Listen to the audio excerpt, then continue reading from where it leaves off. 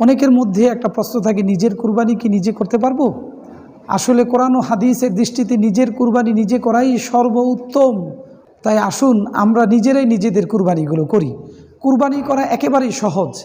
কুরবানি করার নিয়ম হচ্ছে বিসমিল্লাহি আল্লাহু আকবার বলে আপনি কুরবানির যে ছুরিটা আছে সেই ছুরিটাকে কুরবানির জন্তুর যে কান আছে কানটা ধরে গলা বরাবর টান দিবেন। টান দিলে যেই জায়গাতে কানটা এসে থামবে সেই বরাবর আপনি ছুরিটা চালিয়ে দিবেন। ছুরি চালানোর ক্ষেত্রে পশুর মাথা থাকবে দক্ষিণ দিকে আর পা থাকবে পশ্চিম দিকে। যিনি কুরবানি করবেন তিনি পূর্ব দিক থেকে পশ্চিমমুখী হয়ে তারপরে ছুরি চালাবেন।